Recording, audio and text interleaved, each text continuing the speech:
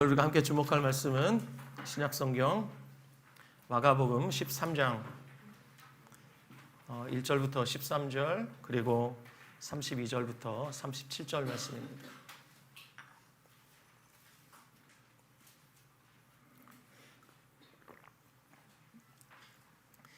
신약성경 마가복음 13장 1절부터 13절 그리고 32절부터 37절 말씀입니다. 먼저 1절부터 13절 우리 함께 봉독하겠습니다. 시작. 예수께서 성전에서 나가실 때 제자 중 하나가 이르되 선생님이여 보소서 이 돌들이 어떠하며 이 건물들이 어떠하니까. 예수께서 이르시되 내가 이 큰 건물들을 보느냐 돌 하나도 돌 위에 남지 않고 다 무너뜨려지리라 하시니라. 예수께서 감람산에서 성전을 마주 대하여 앉으셨을 때 베드로와 야고보와 요한과 안드레가 조용히 묻되 우리에게 이르소서 어느 때 이런 일이 있겠사오며 이 모든 일이 이루어지려 할 때에 무슨 징조가 있사오리이까. 예수께서 이르시되 너희가 사람의 미혹을 받지 않도록 주의하라. 많은 사람이 내 이름으로 와서 내가 그라하여 많은 사람을 미혹하리라. 난리와 난리의 소문을 들을 때 두려워하지 말라. 이런 일이 있어야 하되 아직 끝은 아니니라. 민족이 민족을 나라가 나라를 대적하여 일어나겠고 곳곳에 지진이 있으며 기근이 있으리니 이는 재난의 시작이니라. 너희는 스스로 조심하라. 사람들이 너희를 공회에 넘겨주겠고 너희를 회당에서 매질하겠으며 나로 말미암아 너희가 권력자들과 임금들 앞에 서리니 이는 그들에게 증거가 되려 함이라. 또 복음이 먼저 만국에 전파되어야 할 것이니라. 사람들이 너희를 끌어다가 넘겨줄 때에 무슨 말을 할까 미리 염려하지 말고 무엇이든지 그때 너희에게 주시는 그 말을 하라. 말하는 이는 너희가 아니요 성령이시니라. 형제가 형제를 아버지가 자식을 죽는 데 내주며 자식들이 부모를 대적하여 죽게 하리라. 또 너희가 내 이름으로 말미암아 모든 사람에게 미움을 받을 것이나 끝까지 견디는 자는 구원을 받으리라. 32절부터 37절 말씀입니다. 역시 함께 봉독하겠습니다. 그러나 그날과 그때는 아무도 모르나니 하늘에 있는 천사들도 아들도 모르고 아버지만 아시느니라. 주의하라. 깨어있으라. 그때 언제가 일지 알지 못함이라. 가령 사람이 집을 떠나 타국으로 갈 때에 그 종들에게 고난을 주어 각각 사물을 맡기며 문지기에게 깨어있으라 명함과 같으니 그러므로 깨어있으라. 집 주인이 언제 올는지 혹 저물 때일는지 밤중일는지 혹 닭 울 때일는지 새벽일는지 너희가 알지 못함이라. 그가 후련히 와서 너희가 자는 것을 보지 않도록 하라. 깨어있으라. 내가 너희에게 하는 이 말은 모든 사람에게 하는 말이니라 하시니라. 아멘. 예, 저는 오늘 여러분과 함께 봉독한 다소이 긴 본문을 중심으로 마가복음 58번째 메시지 재림을 정말로 믿습니까? 재림을 정말로 믿습니까? 이와 같은 제목으로 하나님의 은혜의 복음을 증거하도록 하겠습니다. 저를 포함해서 여기 계신 모든 분들께 여쭙고 싶습니다. 여러분은 주님이 다시 오신다는 재림을 믿으십니까? 속으로 이런 생각을 하실지 모르겠습니다. 아유 목사님, 우리를 뭘로 보고 그런 질문을 하세요? 다시 한번 묻고 싶습니다. 예수님의 재림을 정말 믿으십니까? 우리 교회의 주보를 유심히 보시는 분들은 이미 아실 겁니다. 주보 첫 페이지 맨 위쪽을 보시면 우리 교회가 추구하고 있는 가치가 무엇인지 아실 수 있습니다. 복음이면 충분한 교회, 주님 다시 오심을 기다리는 교회, 처음사랑 교회. 우리 교회는 복음이면 충분하다고 믿습니다. 복음은 교회 되게 하는 하나님의 지혜이며 능력입니다. 그래서 복음의 가치는 아무리 강조해도 결코 지나치지 않습니다. 이 시대 위대한 복음 전도자 폴 워셔는 복음에 대해서 이렇게 정의를 내렸습니다. 복음은 기독교를 소개하는 내용의 첫머리가 아닙니다. 복음은 기독교의 정수입니다. 우리의 삶의 전부이고 우리가 탐구해야 할 무한한 보고이며 우리가 선포해야 할 메시지입니다. 예수 그리스도의 복음은 우리의 유일한 소망이자 자랑이요 위대한 이상입니다. 저는 여기에 절대 아멘입니다. 여러분은 복음을 믿으십니까? 복음을 믿는다는 말은 하나님이 주신 그 복음의 총체적인 것을 다 받아들이고 믿는다는 것을 가리킵니다. 마치 피자를 주문할 때 한 판 전체를 주문하여 먹는 것처럼 우리가 복음을 믿고 구원을 받았다는 말은 마치 피자 한 판을 받은 것처럼 총체적인 복음을 받은 것입니다. 이 총체적인 복음 안에는 여러 가지 중요한 주제들이 많이 있습니다. 성경은 무엇을 말하는가? 성경은 무엇인가? 그리고 성경을 통해서 알 수 있는 하나님은 어떤 분이신가? 이 하나님에 대한 지식을 통해 볼 때 인간은 도대체 누구란 말인가? 그리고 인간에겐 왜 예수님의 구원이 필요한가? 그리고 구원이란 무엇인가? 구원받은 자들의 교회란 무엇인가? 그리고 예수님이 다시 오실 때, 예수님이 재림하실 때 그때 무슨 일이 일어날 것인가? 이 중요한 주제 중에서 오늘은 재림에 관한 주제를 여러분과 함께 나누고 있습니다. 이 재림에 관한 주제는 성경에서 가장 중요한 주제 가운데 하나일 뿐 아니라 초대교회가 생명처럼 붙들고 있었던 주제입니다. 초대교회는 말 그대로 예수님이 곧 오신다는 임박한 종말론에 입각하여 살고 있었습니다. 뿐만 아니라 이 땅에 복음이 들어왔을 때에도 처음 믿었던 우리의 믿음의 선조들 역시 예수님이 곧 오실 것이라고 확신하고 있었습니다. 여러분이 잘 아시는 사랑의 원자탄이라는 별명으로 알려져 있는 손양원 목사님이 작사하신 주님 고대가는 여전히 우리의 심금을 울리고 있습니다. 낮에나 밤에나 눈물 머금고 내 주님 오시기만 고대합니다. 가실 때 다시 오마 하신 예수님, 오 주여 언제나 오시렵니까? 이것이 주님 고대가의 1절 가사입니다. 3절 가사가 더 인상적입니다. 먼 하늘 이상한 구름만 떠도 행여나 내 주님 오시는가 해. 머리 들고 멀리 멀리 바라보는 맘, 오 주여 언제나 오시렵니까? 또 용인에 가면 순교자 기념관이라는 곳이 있는데 거기 입구에 가면 순교자 주기철 목사님의 마지막 설교 중 일부가 새겨진 비석이 놓여 있습니다. 그 비석에 이렇게 적혀 있습니다. 주기철 목사님의 마지막 설교 중 이렇게 기록되어 있고 설교의 내용 짧은 몇 절을 여러분에게 들려드리겠습니다. 주님을 위하여 오는 고난을 내가 피하였다가 이 다음 내 무슨 낯으로 주님을 대하오리이까? 주님을 위하여 이제 당하는 수옥을 내가 피하였다가 이 다음 주님이 너는 내 이름과 평안과 즐거움을 다 받아 누리고 고난의 자는 어찌하고 왔느냐고 물으시면 나는 무슨 말로 대답하랴? 주님을 위하여 오는 십자가를 내가 이제 피하였다가 이 다음 주님이 너는 내가 준 유일한 유산인 고난의 십자가를 어찌하고 왔느냐 물으시면 나는 무슨 말로 대답하랴? 여러분, 우리가 믿는 복음에서 재림의 복음을 빼버리면 우리도 모르는 사이에 신앙이 병들고 죽습니다. 손양원 목사님처럼 주기철 목사님처럼 날마다 주님을 고대하고 사는 것이 정상적인 그리스도인의 삶일진데 우리도 이러면 안 될까요? 먼 하늘 이상한 구름만 떠도 행여나 주님 오시는가 하며 우리의 마음이 좀 설레면 안 될까요? 그리고 주기철 목사님이 늘 주님께 이렇게 물었듯이 우리들도 우리의 마음속으로 이렇게 날마다 주님께 되물으면 안 될까요? 이 다음 주님이 물으시면 나는 무슨 말로 대답하랴? 이런 설렘과 기대감과 이런 질문이 여러분에게 있습니까? 지난 추석 연휴 기간에 제 딸 수지 선교사가 가족과 함께 한 주간 머물다 갔습니다.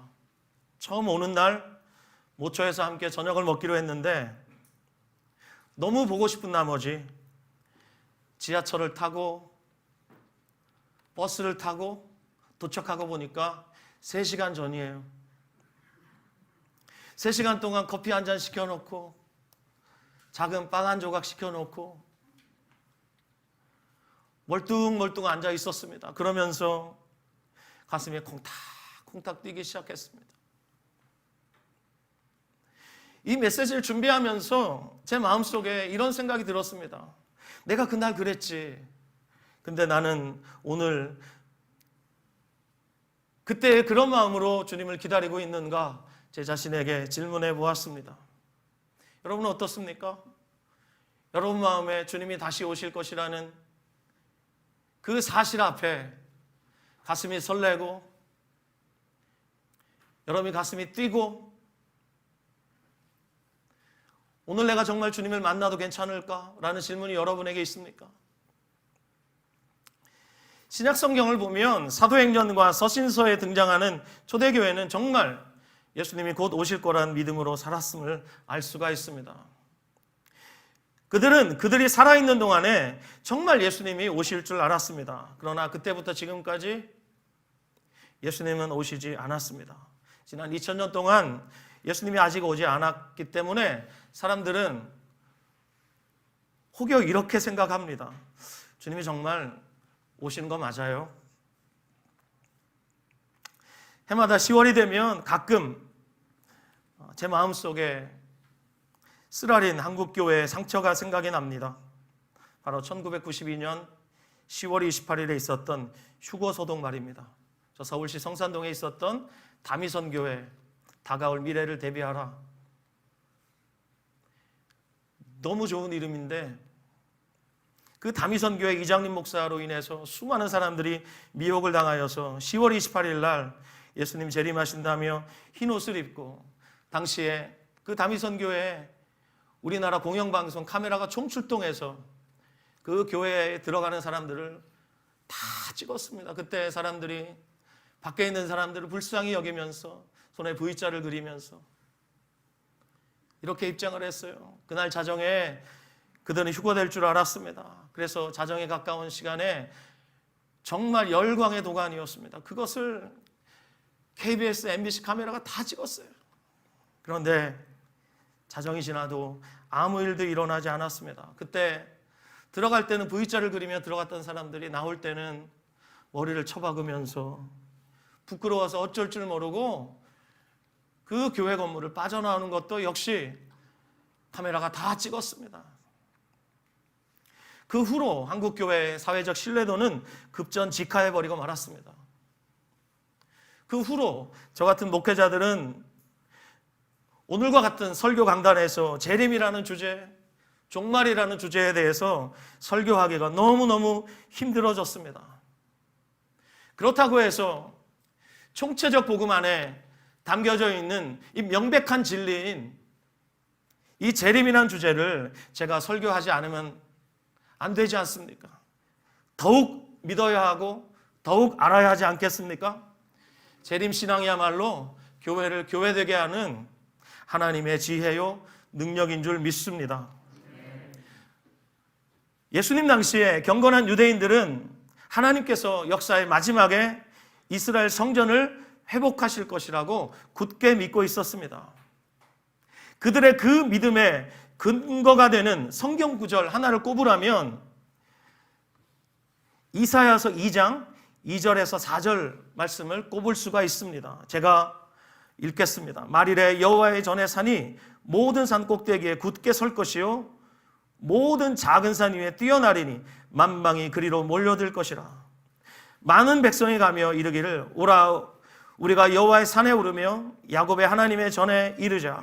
그가 그의 길을 우리에게 가르치실 것이라. 우리가 그의 길로 행하리라 하리니 이는 율법이 시온에서부터 나올 것이요 여호와의 말씀이 예루살렘으로부터 나올 것임이니라. 그가 열방 사이에 판단하시며 많은 백성을 판결하시리니 우리가 그들의 칼을 쳐서 보습을 만들고 그들의 창을 쳐서 낫을 만들 것이며 이 나라와 저 나라가 다시는 칼을 들고 서로 치지 아니하며 다시는 전쟁을 연습하지 아니하리라. 이 말씀을 근거로 예수님 당시에 경건한 유대인들은 하나님께서 역사의 마지막에 이스라엘 성전을 회복하실 것이라고 믿었습니다. 그리고 그 꿈이 무르익어 갔습니다. 왜냐하면 오늘 본문 1절부터 언급되어 있는 이 성전 때문입니다. 자, 본문 1절 보시면 예수님의 제자 중 하나가 예수님께 이렇게 말하고 있습니다. 선생님이여 보십시오. 이 돌들이 어떠하며 이 건물들이 어떠하니까. 여러분, 이 돌들과 이 건물들은 예수님 당시에 아주 화려하고 웅장하게 서 있었던 성전을 가리킵니다. 당시 이 성전은 헤롯 대왕에 의해서 예수님 오시기 20년 전부터 지어지고 있었기 때문에 그래서 이 성전의 명칭이 헤롯 성전이었습니다.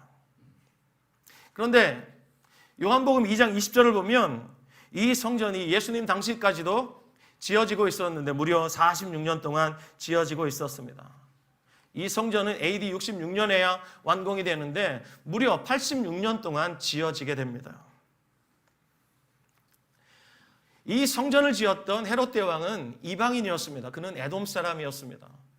유대인의 핏줄이 아니었기 때문에 유대인들의 환심을 사기 위해서 유대인들의 신앙의 중심이었던 성전을 화려하게 다시 증축하고 리모델링하기 시작했습니다. 그 규모가 엄청났습니다. 역사가들에 의하면 규모가 어느 정도로 엄청났냐면 축구장 12개가 들어갈 만큼의 규모였습니다. 별로 감이 안 오시죠? 엄청난 규모였어요. 그리고 사용된 돌 역시 거대했습니다. 오늘 이 돌들이 어떠합니까? 라고 예수님께 자랑하고 있죠. 유대인으로서 역사가였던 요세푸스의 기록에 의하면 그 중에 돌의 하나의 크기가 어느 정도였냐면 돌 하나의 길이가 무려 18m였다 그래요. 돌 하나의 길이가. 이집트에 가면 거대한 피라미드가 서 있습니다. 여러분 피라미드 가보셨어요? 가보셨어요? 저는 가봤어요. 가봤는데 얼마 전에 주희자매가 이집트 갔다 왔잖아요. 거대하죠. 피라미드의 돌 하나가 거대합니다. 그런 돌이요. 성전을 지금 지탱하고 있는 거예요. 제자들이 그걸 보고 예수님께 막 자랑하는 겁니다. 그리고 제자들이 또 자랑했던 그 화려하고 웅장했던 그 성전, 특히 중요했던 그 성소, 요세푸스의 기록에 의하면 그 성소의 높이는 무려 50m. 50m면 아파트 10층 이상의 규모의 높이죠. 그렇게 우뚝 서 있었습니다. 지금으로부터 2000년 전 고대에 아주 유명하고 화려하고 웅장한 성전이 바로 이 헤롯 성전이었어요. 그리고 완공되었을 때 주 66년에 6월절을 지켰는데 그날 바쳐진 양의 숫자가 무려 25만 5,600마리였어요. 감사합니다. 이렇게 놀라주셔서 너무 감사합니다. 짐승의 피가 강을 이룰 만큼 엄청난 규모 그리고 화려함을 자랑했던 헤롯 성전. 제자들마저 예수님께 막 자랑했어요. 그때 예수님이 어떤 반응을 보이셨죠? 전혀 감동받지 않으시고 오히려 성전의 규모와 화려한 만큼 놀랍고 충격적인 반응을 보이셨습니다. 2절 보십시오. 예수께서 이르시되 네가 이 큰 건물을 보느냐? 돌 하나도 돌 위에 남지 않고 다 무너뜨려지리라 하시니라. 성전이 파괴될 것이다 라고 예언하셨습니다. 당시 유대인들의 기대와는 너무나 다른 말씀이었죠. 유대인들에겐 성전은 그들 신앙의 중심이었는데 성전이 파괴될 것이라고 주님이 예언하시니까 3절 4절에 제자들이 깜짝 놀라 묻습니다. 3절 4절 다시 보십시오. 예수께서 감람산에서 성전을 마주대하여 앉으셨을 때 베드로와 야고보와 요한과 안드레가 묻되 우리에게 이르소서 어느 때 이런 일이 있겠사오며 이 모든 일이 이루어지려 할 때 무슨 징조가 있사오리까? 자, 제자들이 예수님께 물었고 예수님이 드디어 대답하시는데 두 가지를 대답하십니다. 첫 번째, 헤롯 성전이 파괴될 것이라는 말씀이에요. 헤롯 성전이 파괴될 때 무슨 징조가 있을 것인가? 이 징조와 헤롯 성전의 파괴에 대한 말씀이 5절부터 무려 31절까지예요. 또 다른 하나를 말씀하셨는데 바로 재림에 관한 말씀이에요. 재림에 관한 말씀은 32절부터 37절이에요. 우리말 성경은 단수와 복수를 구분하지 않았기 때문에 이게 잘 구분이 안 되는데 32절부터 37절에 나오는 날이라는 단어는 단수예요. 바로 예수님이 재림하실 그 날을 가리키고 31절까지 나오는 날에 대한 헬라어 문법은 전부 이 날이 복수로 되어 있어요. 성전이 파괴되기 전 일어날 징조들, 수많은 날들 전부 복수로 되어 있어요. 그래서 지금부터 5절부터 31절까지 헤롯 성전의 파괴에 대한 말씀과 32절부터 37절에 있는 예수님의 재림에 관한 말씀을 여러분과 함께 짧은 시간에 핵심을 나누고자 합니다. 먼저 성전이 파괴될 때 있을 징조에 대해서 주님 말씀하셨는데 첫 번째 징조가 5절과 6절입니다. 다시 한번 읽겠습니다. 시작. 예수께서 이르시되 너희가 사람의 미혹을 받지 않도록 주의하라. 많은 사람이 내 이름으로 와서 이르되 내가 그러하여 많은 사람을 미혹하리라. 그렇습니다. 여기 많은 사람이 많은 사람을 미혹할 것이다. 어떻게 미혹하죠? 내가 그라. 내가 바로 그리스도다 라고 말하면서 그리스도를 사칭하여서 수많은 사람들을 미혹할 것이다. 주님께서 첫 번째 징조를 말씀하셨습니다. 속지 말아라. 내가 그리스도다 라고 말하는 사람의 그 미혹에 속지 말아라. 두 번째 징조는 7절과 8절에 언급되어 있습니다. 같이 읽겠습니다. 시작. 난리와 난리의 소문을 들을 때 두려워하지 말라. 이런 일이 있어야 하되 아직 끝은 아니니라. 민족이 민족을 나라가 나라를 대적하여 일어나겠고 곳곳에 지진이 있으며 기근이 있으리니 이는 재난의 시작이니라. 이것이 두 번째 징조라는 거예요. 전쟁이 있을 것이고 재난이 있을 것이다. 그런데 여기 여러분 주목해 보십시오. 이런 일이 있어야 하되 아직 끝은 아니니라 말씀하셨습니다. 무슨 얘기입니까? 이 모든 징조가 특별히 7절과 8절에 나오는 전쟁과 재난이라는 이 징조가 하나님의 계획 안에 다 있다는 거예요. 이런 것들이 있어야 한다. 그러나 아직 끝은 아니다. 여러분, 하나님은 알파와 오메가이십니다. 시작과 끝을 주님께서 양손에 쥐고 계세요. 역사의 시작과 끝을 주님께서 알고 계시고 저희 여러분의 인생을 알고 계십니다. 우리의 시작을 아시고 우리의 끝을 아세요. 우리의 앉고 일어섬을 아시고 멀리서도 저와 여러분의 생각을 통촉하고 계세요. 우리의 신음소리도 알고 계시는 주님이십니다. 이런 일이 있어야 하되 아직 끝은 아니다. 하나님이 대주제이시라는 말씀입니다. 자, 세 번째 징조는 9절입니다. 같이 읽겠습니다. 시작.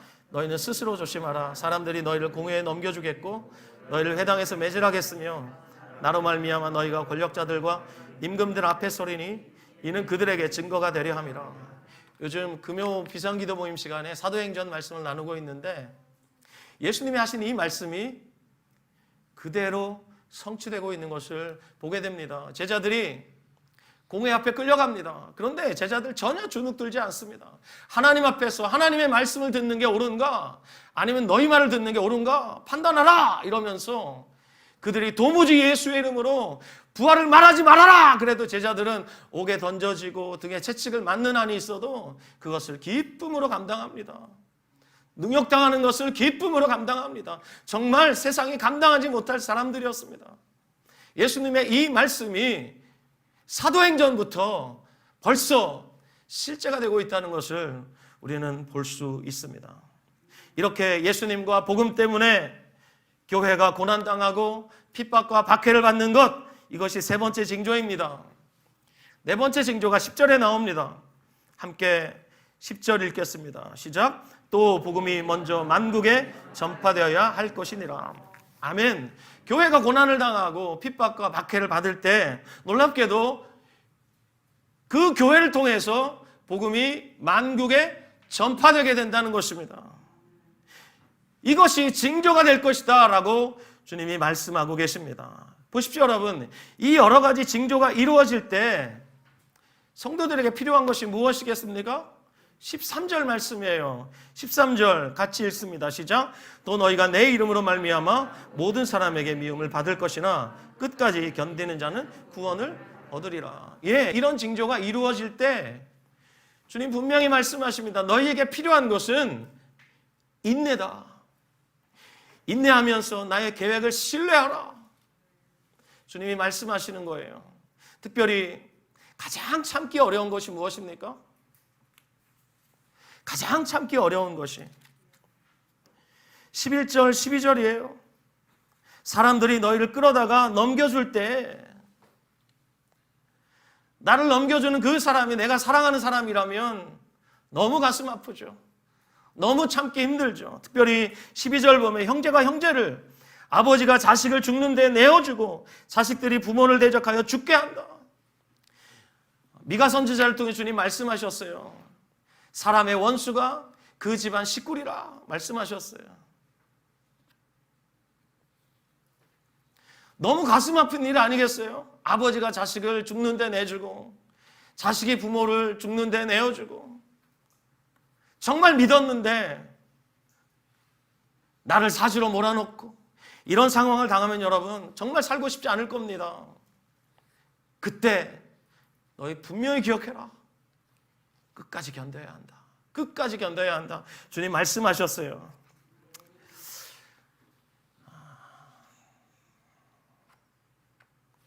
또 하나의 징조가 있을 것입니다. 오늘 보면 14절 보시면 멸망에 가증한 것이 서지 못할 것에 서게 될 것입니다. 이 표현은 다니엘서 9장 27절에 등장하는 표현인데 예수님의 이 예언은 주 70년 로마의 군대에 의해서 예루살렘이 함락되고 예루살렘 성전이 무너질 때 성취되었습니다. 그때 로마의 장군이었던 티투스가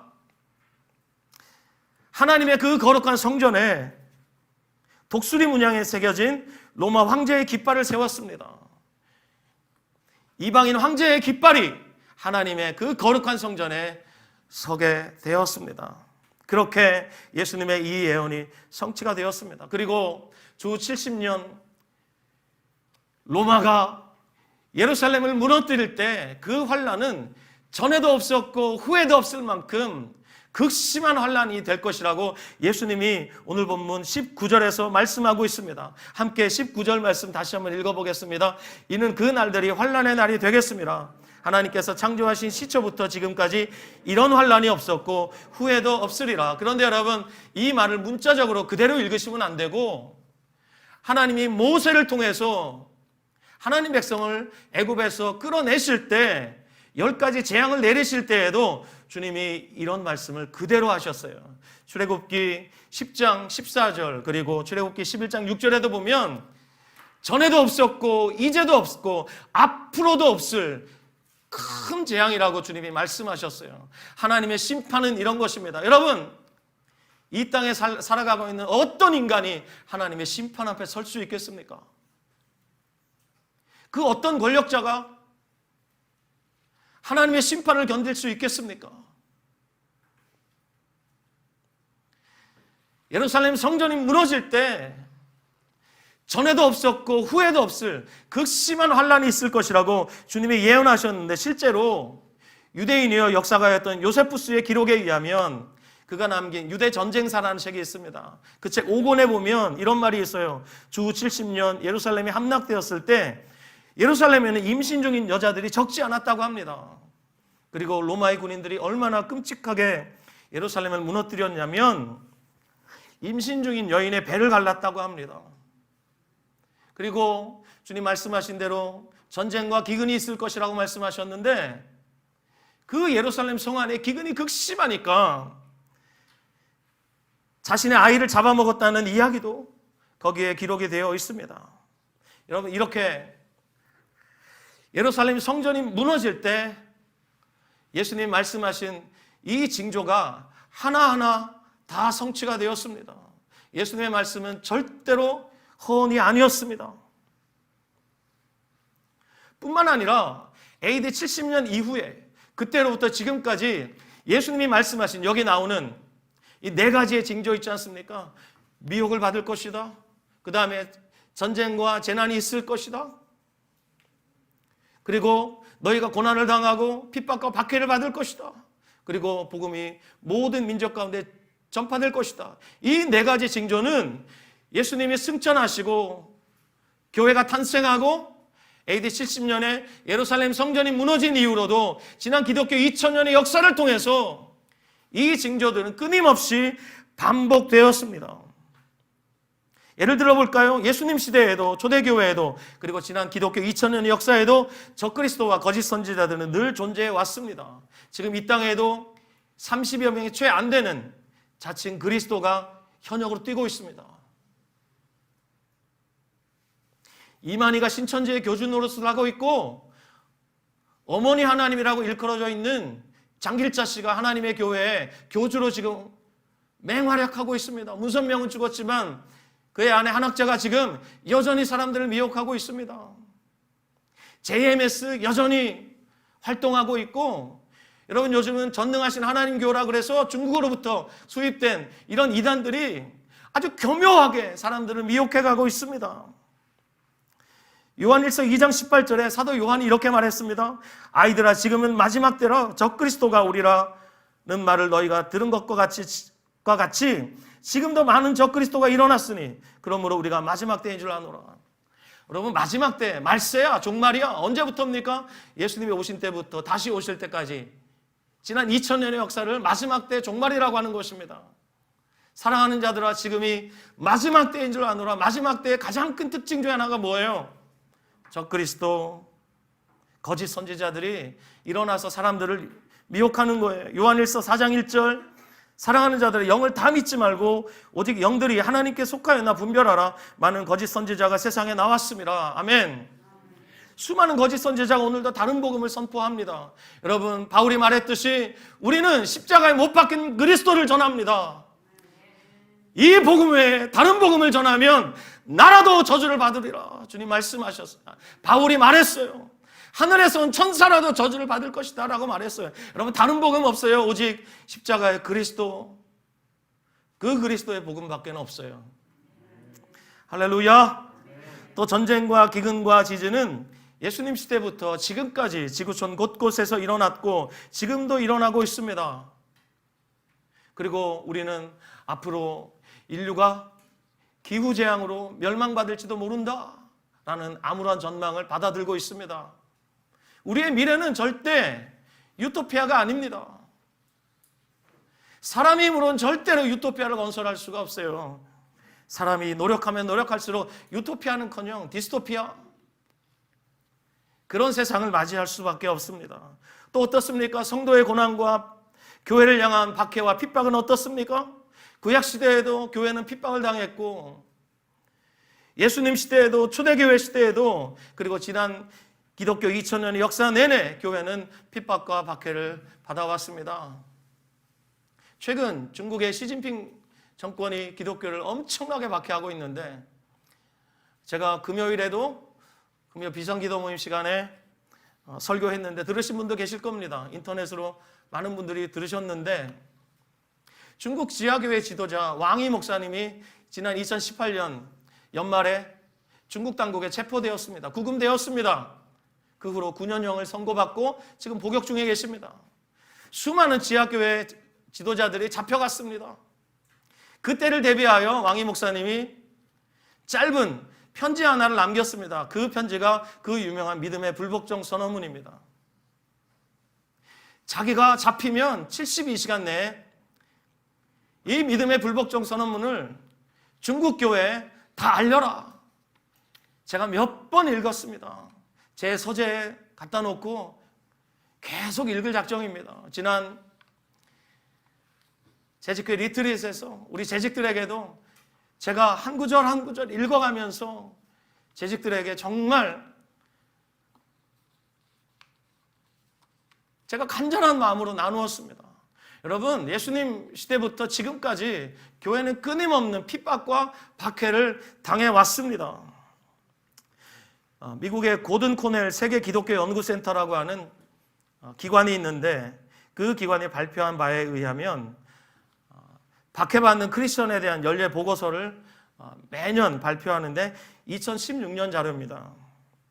2016년에 6분마다 한 명의 그리스도인이 신앙을 이유로 목숨을 잃었고 2016년에만 9만 명이 순교했다고 공식적으로 통계를 발표했습니다.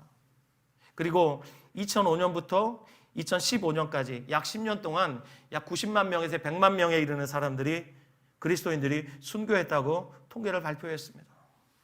그렇습니다. 우리는 지금 핍박받고 있지 않지만 우리 외부에선 수많은 사람들이 예수를 믿는다는 이유로 박해를 받고 순교를 당하고 있습니다. 또 복음이 먼저 만국에 전파되어야 할 것이라고 주님 말씀하셨는데 놀랍게도 여러분 바울 사도는 골로새서 1장에서 이렇게 선언하고 있습니다. 한번 들어보실랍니까? 골로새서 1장 23절입니다. 만일 너희가 믿음에 거하고 터 위에 굳게 서서 너희 들은 바 복음의 소망에서 흔들리지 아니하면 그리하리라. 이 복음은 천하 만민에게 전파된 바요 나 바울은 이 복음의 일꾼이 되었노라. 바울은 당시에 땅끝으로 알려져 있었던 스페인까지 복음을 전했어요. 그는 목숨을 걸고 힘을 다해서 이 복음을 전했고 그가 골로새 교회를 향해 쓴 편지에서 이렇게 담대하게 고백했어요. 이 복음은 천하 만민에게 전파된 바다. 당시 알려진 세계를 우리는 알고 있어요. 그 지중해권 세계. 그러나 이 지중해 세계보다 훨씬 넓은 세계가 존재하고 있죠. 그 후로 2000년 동안 수많은 하나님의 종들이 목숨을 버려가며 복음을 증거하여서 이제 복음은 땅끝까지 전해졌습니다.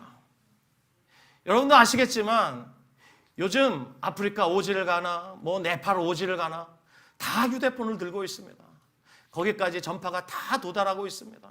이 전파 선교사들의 역량이 너무너무 중요한데 그 오지에서도 복음을 듣고 회심하는 자들이 있습니다. 그리고 여러분 아십니까? 그 북아프리카의 자스민 혁명이 일어났을 때 선교사들이 하나님의 그 경륜을 감탄했습니다. 그 이집트에 베두인들이라고 있습니다. 선교사들이 들어가고 싶어도 들어갈 수 없는 사람들이 있어요. 그 사람들이 이 자스민 혁명으로 그 경계를 넘어서 그들이 나오는 거예요. 혁명이 사람이 일으킨 것 같아 보였지만 선교사님들이 깜짝 놀라는 거예요. 와, 주님이 하고 계시는구나. 얼마 전에 우크라이나에 전쟁이 일어났죠. 우크라이나 동부지역. 러시아 사람들이 거기를 다 잡고 있어요. 근데 그 사람들, 러시아 정교회 사람들이에요. 선교사들이 거기서 복음 전하는데 너무 힘들어요. 그런데 전쟁으로 인해서 거기 사람들이 탈출을 거듭하면서 이 서쪽으로 국경을 넘어서 폴란드로 우크라이나를 넘어서 슬로바키아로 우리 전만교 선교사님이 지금 슬로바키아에서 난민들 사역하고 있잖아요. 우크라이나 난민들. 이들이 누구냐? 우크라이나 동부에서 선교사님들이 그토록 노력을 했음에도 불구하고 꿈쩍도 하지 않던 사람들이 지금 전쟁으로 인해서 자신의 삶의 터전을 나와서 지금 이국 땅에서 복음 앞에 지금 매일 예배 드리고 있다는 거예요. 선교사님이 깜짝 놀라는 거예요. 와, 주님이 하고 계세요. 주님이 하고 계세요. 저한테 일주일이 멀다 하고 계속해서 소식을 전해주고 있어요. 여러분, 주님이 하시는 일들은 정말 놀랍습니다. 이처럼 여러분, 예수님이 오늘 본문에서 제자들에게 성전이 무너질 때 그 몇 가지 징조를 말씀하셨는데 이 징조들은 성전이 파괴되기 전에도 있었고 그 후에 지난 기독교 2000년 역사 내내 있었습니다. 그런데 정말 우리가 오늘 주목해 보아야 할 것이 무엇이냐면 이런 징조들을 우리가 계속 보고 들음으로 인해서 우리 안에서 어떤 현상이 일어나는가, 그건 우리가 영적으로 무감각해지고 무뎌진다는 거예요. 스촨성에 큰 지진이 일어났을 때, 네팔에 8.0의 강진이 일어났을 때, 일본의 대지진이 일어났을 때 수많은 사람들이 깜짝 놀랐습니다. 그리고 한반도는 안전한가 하면서 사람들이 조금씩 두려워하고 있습니다. 그런데 지진의 소식이 너무 잦게 들리니까 사람들이 그런가 봐 이럽니다. 전쟁의 소문이 끊이지를 않고 있습니다. 여러분, 인류의 역사 뭐 만년이 채 되지 않는다고 봅시다. 만년이든 뭐 상관없어요. 그런데 인류가 기록으로 남긴 역사 있지 않습니까? 선사시대는 기록이 없는 역사고, 기록으로 남긴 인류의 역사 속에서 인류가 전쟁하지 않은 기간을 더해봤더니 2주가 채 되지 않는다 그래요. 수천 년의 역사 속에서 전쟁이 없었던 인류의 역사는 2주가 채 되지 않는다고 해요. 이제는 어디에서 전쟁이 났다 그러면 났구나, 폭동이 일어났다, 자살폭탄 테러가 일어났다 그러면 우리들 마음이 어떻습니까? 큰일 났네. 밥이 안 넘어가, 이게 아니라 또 일어났네 이런단 말이에요. 거짓 선지자가 일어나서 사람들을 선동하는 것을 보면 우린 그럽니다. 뭐 예수님 말씀하신 대로지 뭐 한두 번이야? 이럴 수 있다는 거예요. 영적인 감각이 점점 무뎌진다는 게 문제예요. 그러면서 우리들 안에도 이런 현상이 일어나는 거예요. 재림? 글쎄, 재림을 기대하지 않습니다. 그런데 삶이 너무나 퍽퍽하고 힘들면 주님 오늘 밤 오셨으면 좋겠어. 우리가 극한 고난에 빠지면 주님이 정말 오셔서 내 눈물 닦아주셨으면 좋겠어. 빨리 이놈의 세상 끝냈으면 좋겠어. 이런 한탄과 탄식이 우리 안에 있죠? 왜 없겠습니까? 왜 없는 것처럼 아무렇지도 않은 표정으로 저를 보고 계세요?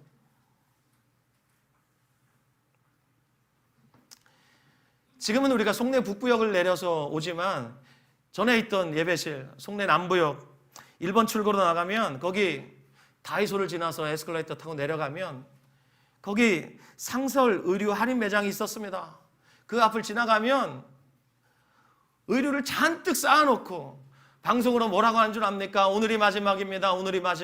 그러면 진짜 오늘이 마지막인 줄 알고 사람들이 보니까 옷이 너무 싸요. 그래서 들어가서 이왕 산 김에 몇 벌씩 사가지고 가요. 그런데 다음날 가보면 또 오늘이 마지막입니다. 그래요.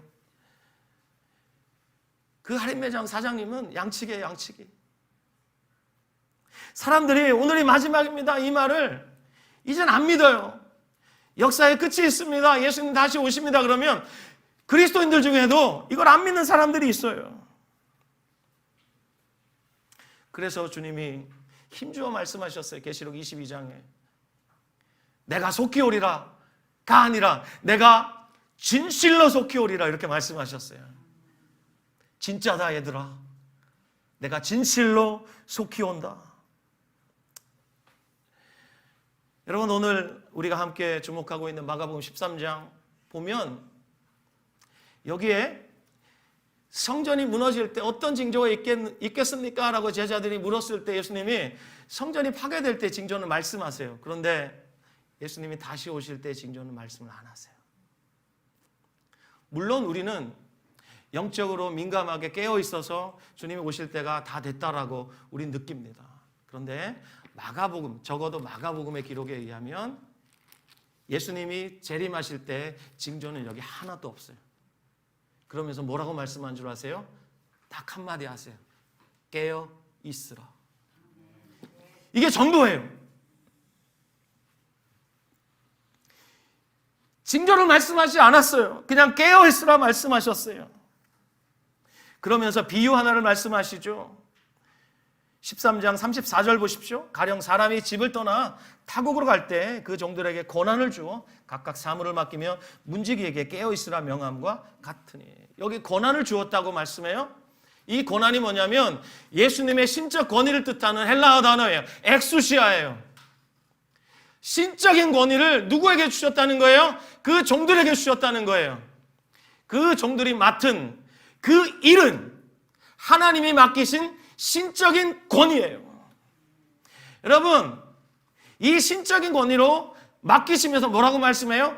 깨어있으라 말씀하셨어요. 여러분, 깨어있는다는 것, 이건 신적인 권위에 순종하는 것을 말하는 거예요. 특권이에요. 놀라운 권리예요. 이것이 바로 권한이라는 단어 안에 숨어있는 신비예요. 예수님 말씀하셨어요. 내가 다시 올 때는 나도 모른다.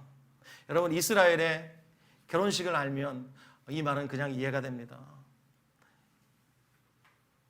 이 유대인들의 결혼식에서 마지막으로 신랑이 신부를 취하러 가는 그 시간은 신랑 아버지가 결정합니다. 신랑도 모릅니다. 그 누구도 모릅니다. 신랑 아버지가 그 마음에 생각하고 있습니다. 그래서 때가 됐다 싶으면 신랑 아버지가 이제 가자! 그러면 신랑이 신부를 취하러 갑니다. 이것이 유대인의 결혼 풍습입니다. 그 결혼 풍습을 가지고 말씀하셨기 때문에 유대인들은 이 말을 들으면 그냥 압니다. 근데 우리는 이 말을 잘 해석하기가 어렵지요. 우리의 문화에서 주신 말씀이 아니기 때문이에요. 자, 그렇다면 예수님이 하신 말씀 기억해 보십시오.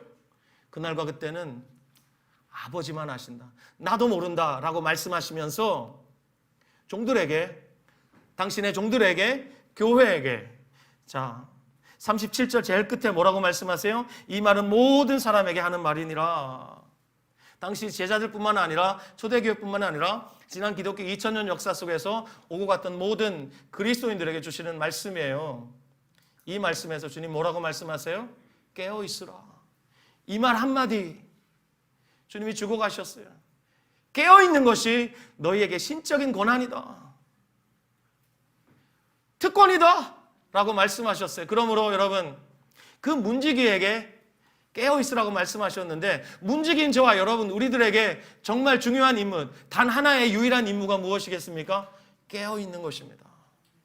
깨어서 주인이 올 때 문을 열어줘야 합니다. 주인이 언제 오죠? 호련히 옵니다. 예수님과 함께 기도했던 제자들이 있었죠. 베드로와 야고보와 요한.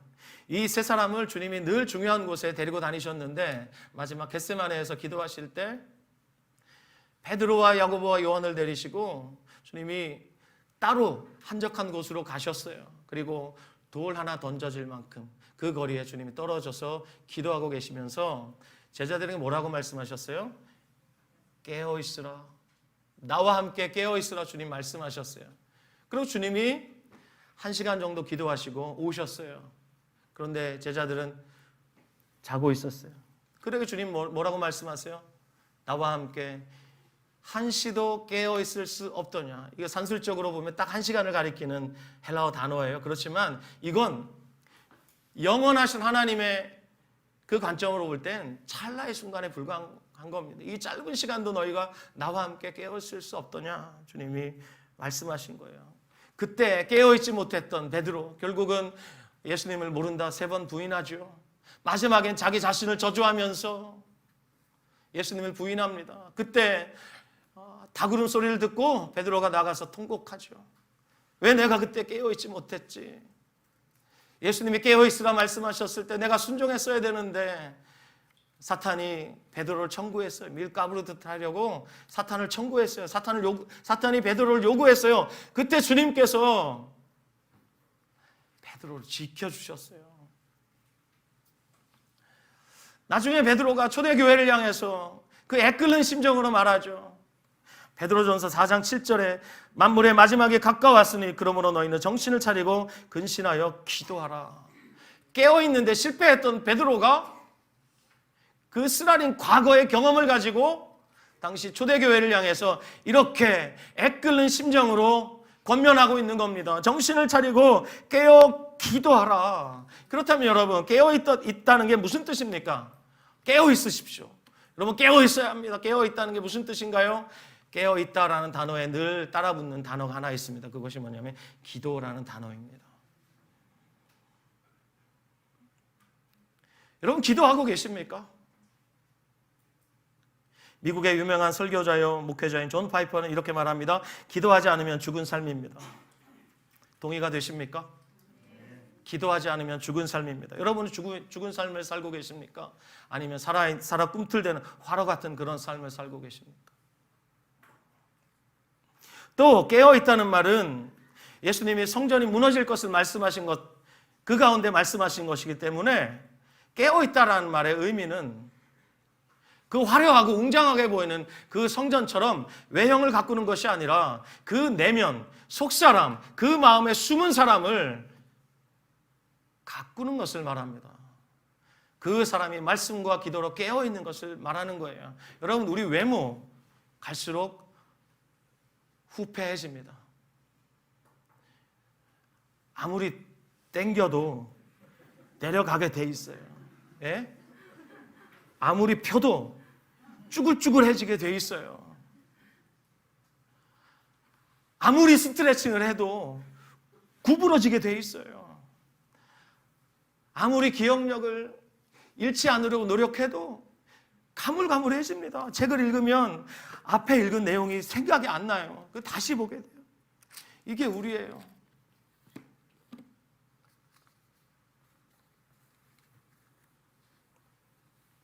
그리고 깨어있다라는 말의 세 번째 의미를 제가 생각해 보면서 이건 주님 만날 준비를 하라는 것이구나 라는 것을 제가 다시 한번 마음에 새겼어요. 최근에 제가 한 50대 후반에 목사님의 설교문을 한번 이렇게 읽다가 잔잔한 감동이 있어서 여러분에게 좀 나눠야 되겠다는 생각이 들었습니다. 저는 처음에 이분의 설교문을 읽다가 목사가 뭐 이랬습니다. 근데 한국말은 끝까지 들어봐야 된다는 것처럼 제가 끝까지 한번 읽어봤습니다.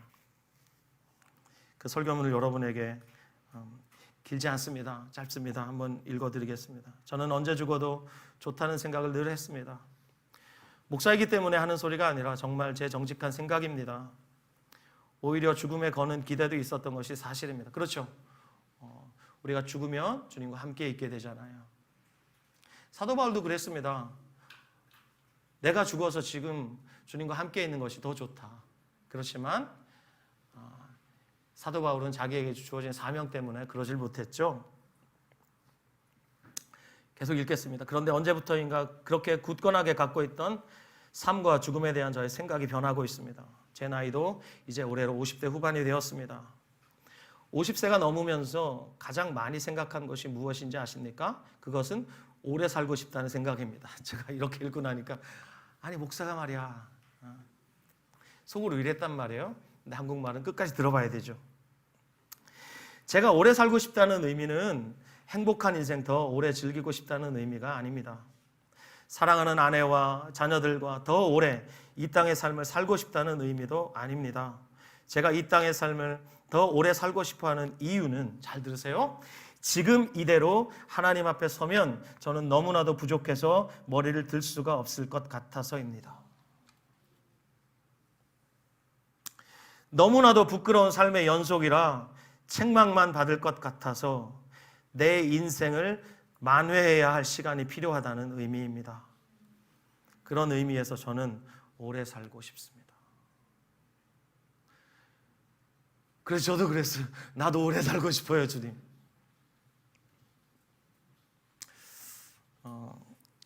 2주 전에 우리 김현정 목사가 와서 설교하고 갔습니다. 윤금순 권사님 얘기를 했는데 권사님은 주님 만날 준비가 다 되신 분 같아요.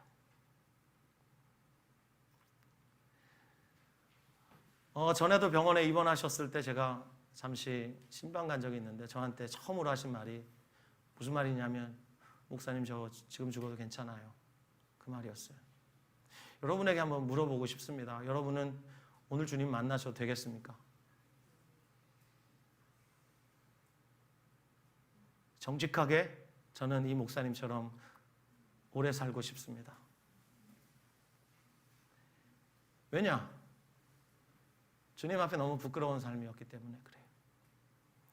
여전히 저는 주님 앞에서 만회해야 할 시간이 많이 필요합니다. 여러분 정말 재림을 믿으십니까? 재림을 믿으세요? 한국교회 유명한 목사님들의 여러 가지 스캔들이 터지면 불신자들도 압니다. 이 목사가 하나님을 믿으면 이렇게 안 살지. 목사뿐이겠습니까? 여러분은 어떻습니까? 여러분들은 정말 재림을 믿으십니까? 여러분의 개인적인 인생의 종말을 믿으세요? 오늘 밤에 주님이 여러분들을 데려가셔도 아무 문제 없으시겠습니까? 우리 주님 앞에서 오늘 다시 마음을 붙잡아야 하겠습니다. 주님 앞에서 다시 경성하여 일어나야 하겠습니다. 깨어나야 하겠습니다. 주님께서 여러분의 마음을 새롭게 하시기를 간절히 소원합니다. 우리 이 시간